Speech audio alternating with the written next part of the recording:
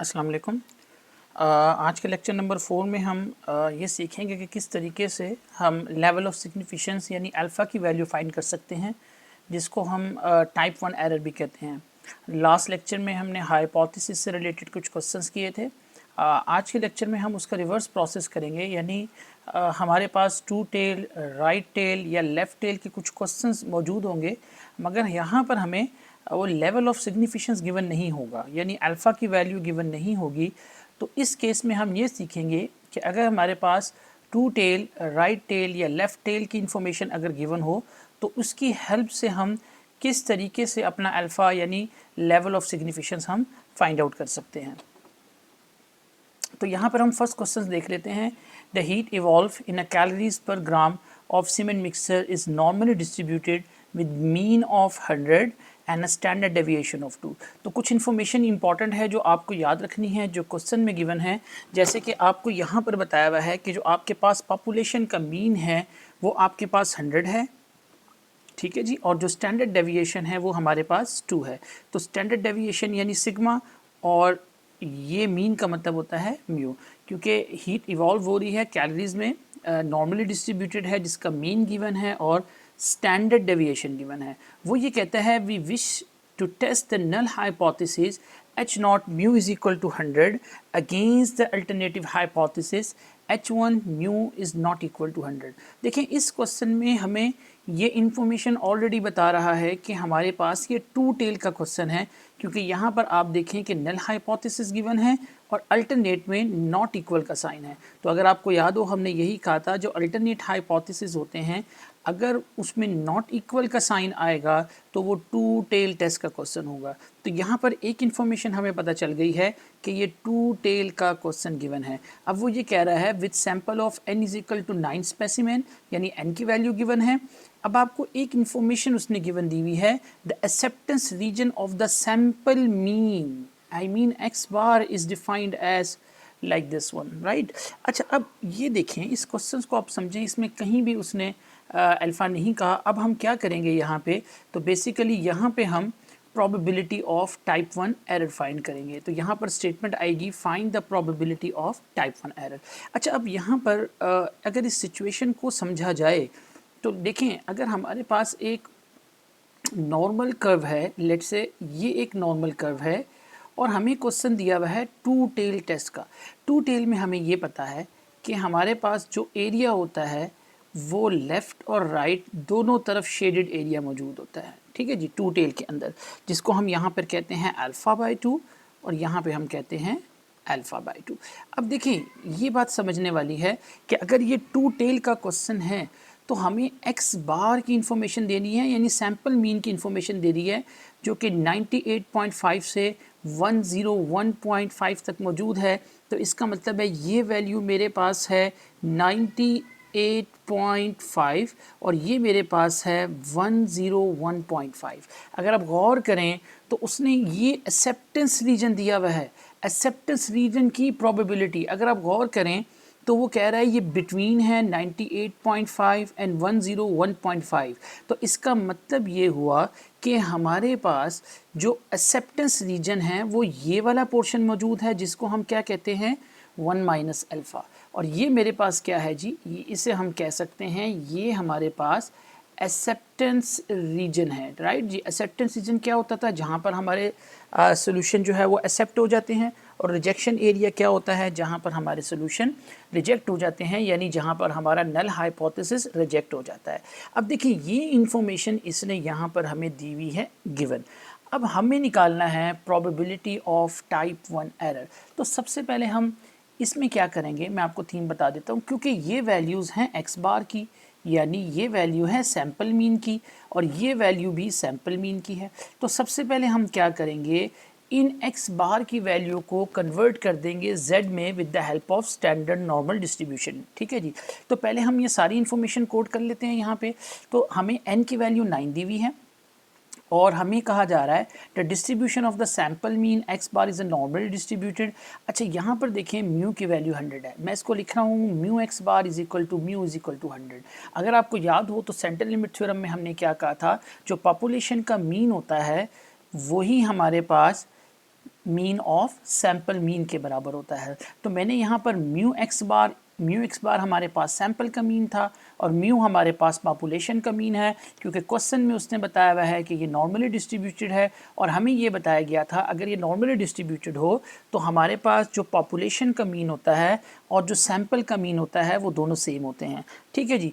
तो और हमारे पास गिवन इन्फॉर्मेशन क्या है जी, एक्सेप्टेंस रीजन हमें गिवन है, जो हमने यहाँ पर इन्फॉर्मेशन कोड कर ली है। अब देखिए मैंने आपको क्या बताया है कि सबसे पहले आप इस x बार की वैल्यू को z में कन्वर्ट करेंगे, यानी दोनों x बार को, और z का फार्मूला आपको पता है, हमने हाइपोथेसिस में पढ़ा था, x bar minus mu divided by sigma over under root n। तो पहले हम क्या करेंगे, इस x बार की जगह हम सब्स्टिट्यूट करेंगे 98.5 और म्यू की जगह हम क्या लगाएंगे, म्यू की वैल्यू हमारे पास मौजूद है, वो कितनी है, 100 है। ये सिग्मा भी हमें गिवन नज़र आ रहा है, यानी ये वैल्यू सिग्मा की कितनी है, 2 है, और n की वैल्यू कितनी है, 9 है। तो सबसे पहले हम x बार 98.5 लगाकर z की एक वैल्यू निकाल लेंगे जो इस वैल्यू को रिप्लेस कर देगा। फिर सेकंड केस में हम क्या करेंगे, इसी x बार की जगह 101.5 लगाएंगे तो हमारे पास दूसरी वैल्यू आ जाएगी अगेंस्ट 101.5। अब यही कैलकुलेशन देखें हमारे पास यहाँ पे मौजूद है। पहले मैं लोअर बाउंड ले रहा हूँ यानी 98.5, ये हमारे पास फार्मूला है, इसमें मैंने सारी इन्फॉर्मेशन पुट की है तो मेरे पास आंसर आ रहा है -2.25। इसी तरह मेरे पास अपर बाउंड मौजूद है जो है 101.5, इसको भी मैं इसी फार्मूले में सब्स्टिट्यूट करूँगा। तो देखिए वो जो पिछली डायग्राम मैंने आपको दिखाई थी, अब सिचुएशन आपके पास इस तरह की बन जाएगी कि हमारा जो एक्सेप्टेंस रीजन है वो इस तरीके से आ जाएगा। देखिए पहले x बार की वैल्यू मौजूद थी तो 98.5 को रिप्लेस किया -2.25 ने, और इसी तरह 101.5 को रिप्लेस किया है पॉजिटिव के 2.25 ने। तो अब ये मेरा एक्सेप्टेंस रीजन आ गया है। अब मैं आपको थोड़ी सी इन्फॉर्मेशन यहाँ पर दिखा भी देता हूँ। देखें हमारे पास ये -2.25 था, यहाँ पर जो पहले वैल्यू थी वो थी 98.5 और यहाँ पर कितनी थी जी, 101.5।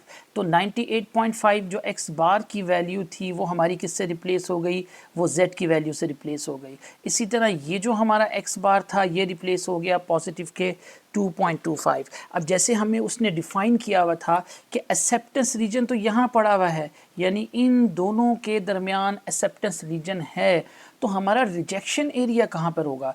ये जो आपको रिजेक्शन यहाँ पर नज़र आ रहा है इस कलर के अंदर लेफ़्ट टेल में, ये मेरा एरिया रिजेक्शन है। ठीक है जी, ये हमारा रिजेक्शन एरिया है और यही हमारा रिजेक्शन एरिया है। तो अब देखें हमें तो प्रोबेबिलिटी निकालनी है टाइप 1 एरर की, यानी टाइप 1 एरर क्या होता है, जहाँ पे हमारे पास रिजेक्शन एरिया होता है।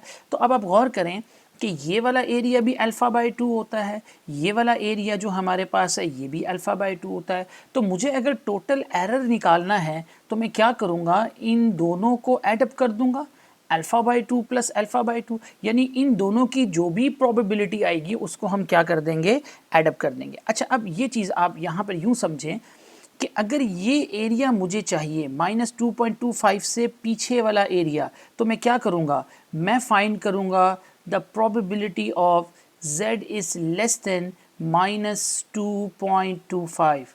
उसकी रीज़न क्या है, क्योंकि मुझे इससे पिछला एरिया चाहिए, यही तो मेरा रिजेक्शन एरिया है और यही मेरे पर मेरा अल्फ़ा पड़ा हुआ है। इसी तरह अगर मैं राइट को देखूँगा तो मुझे किसकी प्रोबेबिलिटी कैलकुलेट करनी होगी, z is greater than +2.25, right ji. उसकी रीज़न क्या है, क्योंकि हमें चाहिए probability of type 1 error. Type 1 error का मतलब ये है अल्फ़ा की वैल्यू हमें चाहिए। अब अल्फ़ा की वैल्यू हमारी -2.2 से लेफ़्ट पर पड़ी हुई है, यानी हम फाइंड करेंगे the probability of z less than -2.25, और कहाँ पड़ी हुई है, 2.25 के आगे पड़ी हुई है। और एरिया मुझे फिर कैसे निकालना होगा, यानी एरर कैसे निकालना होगा, इन दोनों की जो प्रोबेबिलिटी के आंसर आएंगे उनको मैं क्या कर दूंगा, प्लस कर दूंगा, तो मेरे पास वो टोटल एरिया आ जाएगा जो मुझे यहाँ पर रिक्वायर्ड होगा। तो इसका मतलब ये है मुझे अपना टोटल एरर कैसे मिलेगा, अल्फ़ा कैसे मिलेगा, अगर मैं इन दोनों के जो सॉल्यूशंस आएंगे उनको क्या कर दूंगा, प्लस कर दूंगा, राइट जी। तो अब सबसे पहले हम यही काम करेंगे, क्योंकि The type 1 error probability is the probability of rejection the null hypothesis when it is true. यही definition थी null hypothesis की कि हम क्या कहते हैं, हम ये कहते हैं कि जो null hypothesis है वो type 1 error हम क्या कह रहे हैं is the probability of rejection. यानी हम rejection area देख रहे हैं और null hypothesis define ही ऐसे होता है कि हम उसको reject कर रहे होते हैं, हालांकि वो क्या होता है, ट्रू होता है। अब यहाँ पर बात समझें, अभी मैंने पीछे आपको बताया था कि टाइप 1 एरर कैसे आएगा अगर मैं उन दोनों की प्रोबेबिलिटीज़ को क्या कर दूंगा, सम अप कर दूंगा। तो पहले मुझे इसकी प्रोबेबिलिटी निकालनी है। अगर आपको याद हो तो हमने नॉर्मल डिस्ट्रीब्यूशन में समझा था, अगर नेगेटिव वैल्यू होती है तो पहले हम इसकी सिमेट्री की प्रॉपर्टी अप्लाई करते हैं जो किधर चली जाएगी, ग्रेटर के सिंबल में। आप इसको ऐसे भी समझ सकते हैं डायग्राम से कि मेरे पास कुछ इस तरह की इंफॉर्मेशन गिवन है, यानी मेरे पास यहाँ कोई वैल्यू है माइनस का 2.25 और ये मेरा लेस वाला एरिया है क्योंकि probability z less then minus 2.25, ठीक है। तो पहले हम क्या करेंगे जी, पहले हम सिमेट्री की प्रॉपर्टी अप्लाई करेंगे। सिमेट्री की प्रॉपर्टी क्या कहती है कि अगर मैं इस एरिया को शिफ्ट करके उस तरफ ले जाऊं तो आप इमेजिन करें जैसे लेट्स से यहाँ पर आपको पता है 0 होता है, यहाँ हमारा मीन होता है, ठीक है जी, मिडल में, ठीक है, मिडल में हम क्या कहते हैं, हमारा मीन क्या होता है, 0। अब सिमेट्री प्रॉपर्टी क्या कहती है कि आप इसको इमेजिन करें कि आप इसको उठा के राइट पर शिफ्ट कर दें। ये मेरी सिमेट्री है, जब मैं राइट पर शिफ्ट करूँगा तो ये एरिया लेफ़्ट से किधर शेड हो जाएगा, राइट की तरफ शेड हो जाएगा, ठीक है। और ये वैल्यू नेगेटिव से क्या हो जाएगी, पॉजिटिव का 2.25, ठीक है। सिमेट्री प्रॉपर्टी ये कहती है, और सिमेट्री हमेशा कहाँ अप्लाई करते हैं, जहाँ नेगेटिव की वैल्यू है। सिमेट्री ये कहती है जो लेफ़्ट पे एरिया था इसको आप कॉपी करें, इसको उठा के इधर ले आएँ तो एग्जैक्ट वही एरिया जो पहले लेफ़्ट पर शेड था वो अब राइट पर हो जाएगा, इमेजिन कर लें, और जो वैल्यू नेगेटिव की थी वो पॉजिटिव की हो जाएगी। तो इसका मतलब है ये एरिया तो मेरा कहलाएगा z इज़ मोर देन 2.25, ठीक है जी। तो यही मैंने लिखा है। अब हम क्या करेंगे, इसमें हमने एक रूल पढ़ा था, क्योंकि हमारे पास अगर ग्रेटर की वैल्यू हो तो हम उसको क्या करते हैं, 1 में से माइनस कर देते हैं उसकी लेस की प्रोबेबिलिटी, ठीक है। ये मैंने आपको बताई भी थी कि आप इसको ऐसे भी समझ सकते हैं, whenever you have z greater than some number a, so you can write 1 minus the probability of z is less than equal to a। आप इसको भी यूज़ कर सकते हैं, ग्राफिकली भी देख सकते हैं। तो देखें कैसे ग्राफिकली हो रहा है, क्योंकि ये टोटल एरिया जो है ये 1 के इक्वल है, ठीक है जी। अगर मैं इसकी टेबल वैल्यू निकालूं, यानी नॉर्मल टेबल से अगर मैं 2.25 की वैल्यू चेक करूंगा तो मुझे जो भी आंसर मिलेगा वो कौन से वाला एरिया मेरे पास शो हो रहा होगा, वो मेरे पास ये वाला सारा एरिया शो हो रहा होगा, ठीक है जी। क्योंकि अगर मैं पॉजिटिव के 2.25 को टेबल में देखता हूँ तो लाजिम बात है, टेबल हमें क्या बताता है, जी टेबल तो हमें लेस का एरिया बताता है, तो 2.25 के सारा लेस का एरिया हमें बताएगा। अगर मैं उसको 1 में से इस एरिया को माइनस कर दूं तो मुझे ये आंसर मिल जाएगा। आप इसको ग्राफिकली भी देख सकते हैं और ज़बानी भी याद रख सकते हैं, जो मैंने बताया कि 1 माइनस दिस वैल्यू। अब टेबल में आप कैसे देखते थे कि 2.2 के सामने देखेंगे और 0.05 के नीचे देखेंगे तो आपके पास आंसर आ जाएगा 1 माइनस, और इसका आंसर अगर आप टेबल में देखेंगे तो 0.9878। मैं आपको दिखा भी देता हूँ कि 2.25 कैसे देखते हैं, कि आपने 2.2 के सामने देखना होगा और दूसरी वैल्यू के नीचे देखना होगा। अभी मेरे पास यहाँ पर टेबल शो नहीं हो रहा, ओके जी। तो आपने क्या करना होगा, आपने अपने टेबल में 2.2 के सामने और 5 के नीचे देखेंगे तो आपके पास आंसर आएगा 0.9878 and you get your answer 0.0122, ठीक है जी। तो हमने क्या कहा कि हम इसको टेबल में देखेंगे, यानी 2.2 के सामने और 0.05 के नीचे। आप इसको ऐसे भी समझ सकते हैं कि व्हाट इज़ मीन बाय 2.25। इसको मैं ऐसे भी लिख सकता हूँ कि आपके पास, आप इसको ऐसे लिख लें कि 2.2 के सामने देखें, यानी मैं इसको ऐसे लिख सकता हूँ 2.2 plus 0.05, this same thing, right. तो आप 2.2 के सामने देखेंगे और 0.05 के नीचे देखेंगे। तो मैं आपको टेबल में दिखा देता हूँ 2.25 आपने कैसे देखना है। तो देखें ये है 2.2, अगर आप गौर करें तो ये है 2.2 के सामने आप जाएंगे और 0.05 यानी ये वाली वैल्यू है, ये रो है आपके पास, ठीक है। तो इस रो में आते हुए ये वैल्यू मुझे नज़र आ रही है 0.9878, 2.2 के सामने और 0.05 के नीचे। तो ये आपके पास है 0.9878 और वही वैल्यू हमारी यहाँ पर भी लिखी हुई है, राइट। तो वो आंसर हमारा कितना आ जाएगा 0.0122। देखिए इसका मतलब है मुझे कौन सा आंसर मिला है, मुझे इसका आंसर मिल गया है, राइट। अब मुझे किसका आंसर चाहिए, z ग्रेटर देन 2.25, ये भी हमें पता होना चाहिए। अभी मैंने ऊपर ये फार्मूला भी लिखा हुआ है z greater than a 1 minus probability z less than equal to a. तो अब आप क्या करेंगे, अगर इसकी प्रोबेबिलिटी निकालनी है तो 1 minus the probability of z less than 2.25, right ji. और इसकी प्रोबेबिलिटी हमने अभी कैलकुलेट की है तो 0.0122। तो इसका मतलब ये है, हमने कहा था हमारा अल्फ़ा इन दोनों का सम होगा और इन दोनों का आंसर ही सेम आया है, ठीक है। इसका भी आंसर 0.0122, 0.0122 इन दोनों को सम अप कर देंगे तो अल्फ़ा आपको मिल जाएगा 0.0244 या 2.44%, यानी अगर आप इसको 100% से ऊपर मल्टीप्लाई कर दें तो आपके पास ये आंसर आ जाएगा। एक दफ़ा मैं सिचुएशन आपको रिवाइज़ करवा देता हूँ। हमने क्या कहा था, टू टेल का क्वेश्चन था हमारे पास, ठीक है जी। आपको मीन दी गई थी, मीन की बाउंड्रीज यहाँ आपको दिया था 98.5, यहाँ आपको दिया था 101.5, ये दोनों एक्स बार की वैल्यूज़ थी, ठीक है जी, ये दोनों एक्स बार की वैल्यूज़ थी। और हमें वो बता रहा था कि हमें गिवन है एक्सेप्टेंस रीजन, यानी आपको ये बताया गया था 98.5 and less than equal to 101.5, यानी वो ये कह रहा था कि ये एक्सेप्टेंस रीजन गिवन है। एक्सेप्टेंस रीजन इन दोनों के दरमियान का क्या मतलब है कि आपको इसके मिडल वाला, यानी ये एक्सेप्टेंस रीजन आपको बताया गया है, ठीक है जी। और आपने याद रखना है एक्सेप्टेंस रीजन की प्रोबेबिलिटी कितनी होती थी, 1 माइनस अल्फ़ा होती थी। फिर हमने क्या किया जी, हमने एक्स बार को कन्वर्ट किया z के अंदर, यानी इसकी भी z की वैल्यू आई, इसकी z की वैल्यू हमारे पास आई -2.25 जो हमने देखा, इसकी वैल्यू आपके पास आई पॉजिटिव का 2.25, ठीक है। तो x रिप्लेस किससे हो गया, यानी ये x रिप्लेस किससे हो गया, आपका z से हो गया।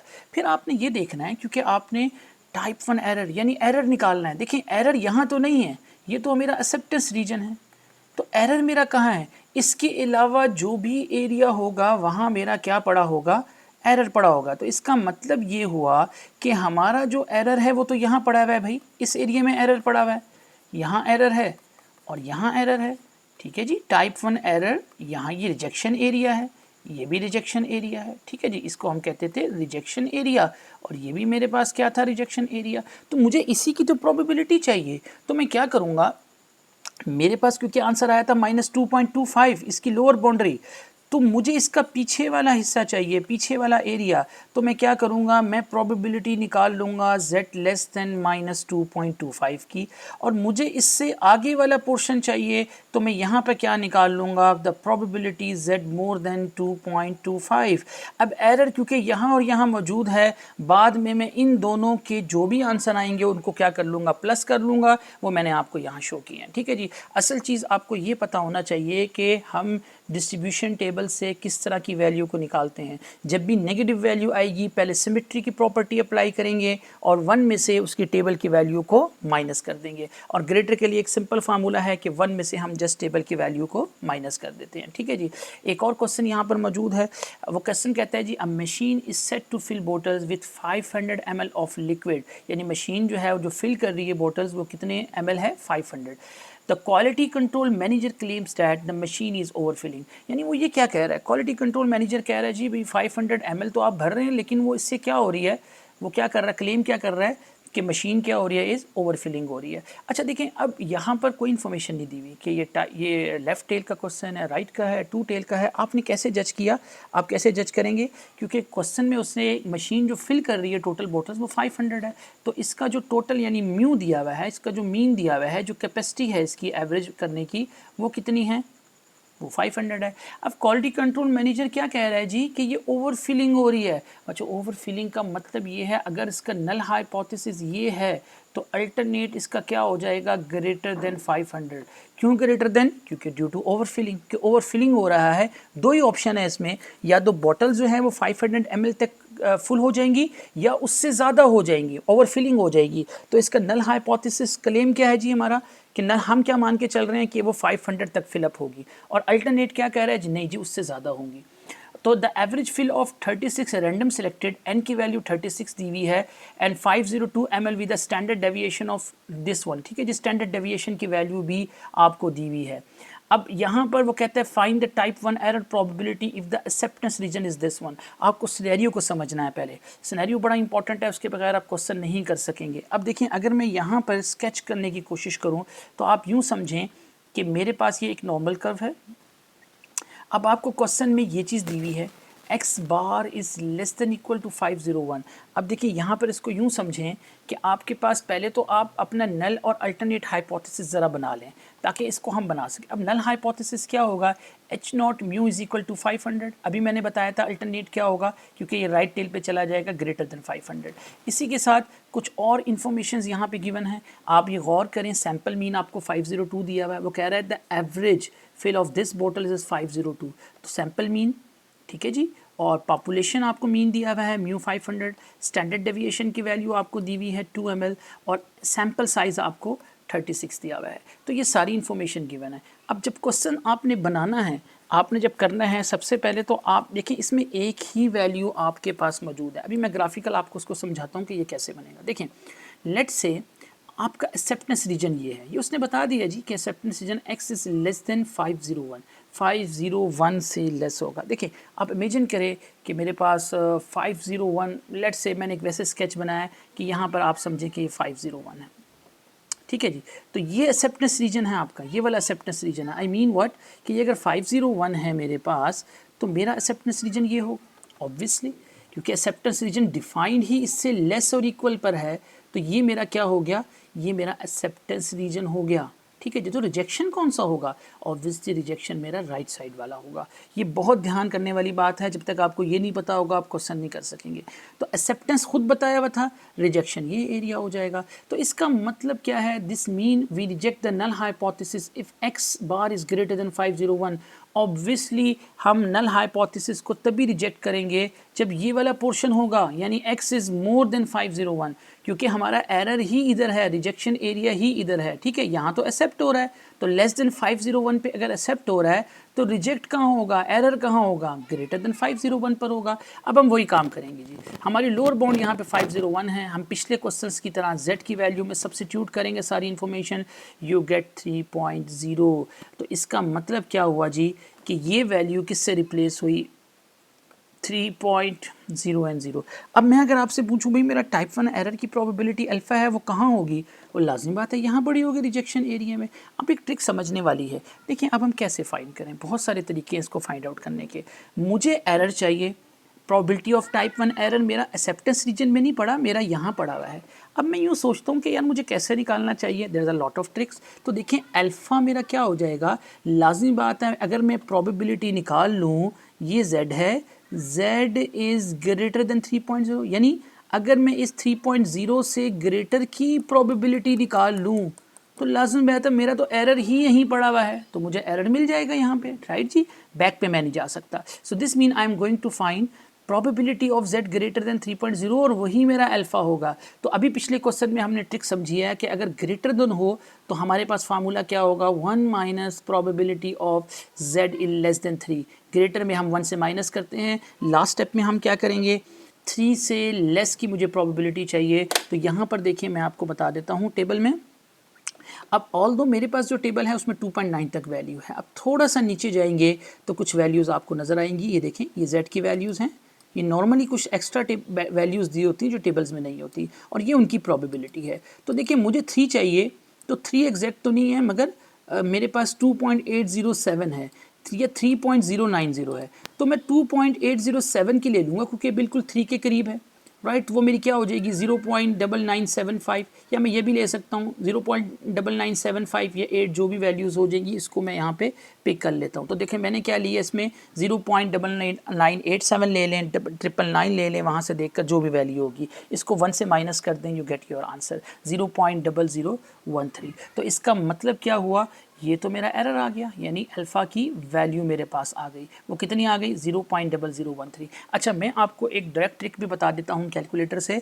अगर आप इसकी प्रोबेबिलिटीज़ देखना चाहते हैं तो लास्ट टाइम भी मैंने अपने लेक्चर्स के अंदर आपको ये प्रोबेबिलिटीज़ बताई थी कि कैलकुलेटर की हेल्प से हम किस तरह प्रोबेबिलिटी फाइंड आउट करते हैं।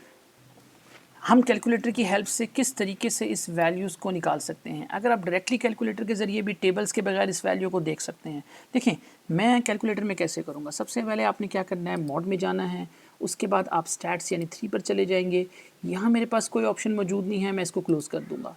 फिर मैंने शिफ्ट दबा के 1 प्रेस करना है और डिस्ट्रीब्यूशन यानी 5 प्लेस पे चला जाऊँगा। अब देखें पी है, पी का मतलब है अगर आपने लेस की वैल्यू निकालनी है, और एक आर आपको नज़र आ रहा है, आर स्टैंड करता है अगर आपने ग्रेटर देन की वैल्यू निकालनी है। मेरे पास क्योंकि ग्रेटर देन है तो मैं क्या करूँगा, 3 को प्रेस कर दूँगा। जब मैं 3 को प्रेस करूँगा तो ये वैल्यू मेरे पास आएगी। तो मुझे आंसर वो कह रहा है कि इसमें z की वैल्यू सब्स्टिट्यूट करें जो 3 है। देखिए मैंने इसको जब सब्स्टिट्यूट करूँगा मेरे पास आ रहा है 1.35 multiply 10 raise to the power -3, यानी इसका मतलब है 0.0013। देखिए यही आंसर है मेरे पास। तो डायरेक्टली भी मैं इसको देख सकता हूँ, ठीक है, कि मेरा आंसर ये मौजूद है। या मैं डायरेक्टली भी अगर यहाँ देखिए, अगर मैं 1 में से प्रोबेबिलिटी z लेस देन 3 निकालता हूँ तो मैं लेस के लिए भी आपको बता देता हूँ कि आप इस पर जाएंगे, अगेन आपने डिस्ट्रीब्यूशन पे जाना है, इसको ऑफ रखेंगे, शिफ्ट दबा के 1 दबाएं, डिस्ट्रीब्यूशन 5th प्लेस पर है। अब मुझे क्योंकि प्रोबेबिलिटी z लेस देन 3 निकालना है, लेस के लिए पहला ऑप्शन है तो इसमें 3 सब्स्टिट्यूट कर दें आप, तो आप देखें आपका आंसर वो 0.9986 यही है, 0.9987 या 86। इसने 87 क्यों लिखा है, क्योंकि आखिरी नंबर 5 है, हम राउंड ऑफ करके 87 लिख देंगे। तो देखें कैलकुलेटर की हेल्प से आप विदाउट टेबल भी अपनी कैलकुलेशन कर सकते हैं, राइट जी। तो ये आपका आ गया है एरर। इसका हम एक लास्ट क्वेश्चन देखेंगे। अच्छा, इसमें एक और इम्पॉर्टेंट चीज़ है, अगर इसी क्वेश्चन में आपसे कह दिया जाए कि आप प्रोबेबिलिटी ऑफ टाइप 1 एरर के साथ साथ हमें एक्सेप्टेंस रीजन की प्रोबेबिलिटी भी बताएं, तो देखिए बड़ी सिंपल सी बात है कि अगर आपके पास ये प्रोबेबिलिटी कितनी आ गई, ये प्रोबेबिलिटी आ गई 0.0013, ये मेरे पास अल्फ़ा की वैल्यू है, यानी टाइप 1 एरर की प्रोबेबिलिटी है। तो ऑब्वियसली अगर मैं आपसे पूछूं कि मेरे पास एक्सेप्टेंस रीजन की प्रोबेबिलिटी क्या होगी, क्योंकि टोटल एरिया 1 होता है, 1 में से अगर मैं इसको माइनस कर दूंगा, क्योंकि हमें ये भी पता है the probability of acceptance region is always 1 minus alpha. अगर आप 1 में से इसको माइनस कर देंगे तो जो भी प्रोबेबिलिटी आएगी वो हमारे पास एक्सेप्टेंस रीजन की आएगी, जिसको हम कॉन्फिडेंस लेवल भी कहते थे, ठीक है जी। एक आखिरी क्वेश्चन देख लेते हैं। A machine is suppose to fill cans with 500 grams or soda an average. तो ये आपके पास जो क्या है, क्या दिया हुआ है, ये आपको मीन दिया हुआ है पॉपुलेशन का, क्योंकि वो कह रहा है कि मशीन फिल कर रही है कैंस को कितना जी, 500 ग्राम, तो म्यू दिया हुआ है। तो quality control manager claims that the machine is under filling the cans. Under filling का मतलब क्या है, उससे लेस होगा, तो ये लेफ्ट टेल का क्वेश्चन पे चला जाएगा। A random sample of 36 cans shows an average fill of 490 grams with a standard deviation of 10। तो आपको एक्स बार की वैल्यू दी हुई है सैंपल के लिए 495, एन की वैल्यू 10 है। Test the claim that the machine is under filling can using the left tail test बता दिया गया है। Find the type 1 error probability if the acceptance region is defined like this one. तो देखें बिल्कुल same question है। आप सबसे पहले इसकी इन्फॉर्मेशन लिखेंगे, हमारा नल हाइपोथेसिस क्या हो जाएगा, इक्वालिटी के साथ, अल्टरनेट में लेस आएगा क्योंकि यहाँ पर अंडर फिलिंग की बात हो रही है, या बता भी दिया गया है। अब बाकी इन्फॉर्मेशन हम यहाँ पे कोट कर लेते हैं, ये आप लिख लें, एक्स बार की वैल्यू, म्यू की वैल्यू, स्टैंडर्ड डेविएशन और एन की वैल्यू। अब देखिए हम वही काम करेंगे, अब हम फिर डायग्राम बनाएंगे, अपनी सिचुएशन को समझेंगे। इस दफ़ा हमें जो एक्सेप्टेंस रीजन है वो गौर करें, ग्रेटर देन इक्वल टू आपके पास 4.96 है। तो देखें लेट्स से ये मेरा 4.96 है और मेरा ये एक्सेप्टेंस रीजन कहाँ है, ये एक्सेप्टेंस रीजन क्यों बताया हुआ है, ये एक्सेप्टेंस रीजन है जी मेरा, ठीक है। अब मेरा रिजेक्शन कहाँ होगा, ऑब्वियसली मेरा ये रिजेक्शन होगा, और यही तो प्रोबेबिलिटी हमें चाहिए। सो थिंक अबाउट कि अब हम क्या करेंगे। अब हम सबसे पहले इस x की जगह अपनी z की वैल्यू लाएंगे, सेम एज इस फार्मूले के ज़रिए, वो -2.4 आ गई, यानी ये वैल्यू मेरे पास -2.4 आ गई। अब आप खुद सोच लें कि मुझे एरर चाहिए, यानी प्रोबेबिलिटी ऑफ टाइप 1 एरर मेरा कहाँ है, ये तो मेरा एक्सेप्टेंस है, तो ये मेरा रिजेक्शन है। तो मुझे इसका मतलब है प्रोबेबिलिटी निकालनी है z लेस देन -2.4 की, राइट जी। तो हमें ये प्रोबेबिलिटी निकालनी है z लेस देन -2.4, और यही हमारा एरर होगा, यही हमारा अल्फ़ा होगा। अभी लास्ट में हमने ट्रिक भी सीखी थी कि हम नेगेटिव की वैल्यू कैसे निकालेंगे। सबसे पहले हम सिमेट्री की प्रॉपर्टी अप्लाई करके ग्रेटर में ले जाएंगे, इसको 1 में से माइनस करेंगे, 1 minus probability z less than equal to 2.4। आप चाहें तो कैलकुलेटर पर ट्रिक देख लें, पी के ऑप्शन से निकाल लें या टेबल्स में देख लें, तो मेरे पास जो आंसर आएगा वो 0.0082 आएगा। ठीक है जी, ये कुछ क्वेश्चंस हैं, आप इसको ज़रूर नोट कर लें। इसके सॉल्यूशंस का सिर्फ मैंने आंसर यहाँ लिखे हुए हैं, फर्स्ट क्वेश्चन है और सेकंड क्वेश्चन है। आप इन क्वेश्चंस को ज़रूर घर में सॉल्व करें। अगर कोई प्रॉब्लम आती है तो कमेंट्स बॉक्स में आप मुझे बता सकते हैं कि ये प्रॉब्लम आपसे सॉल्व नहीं हो रही।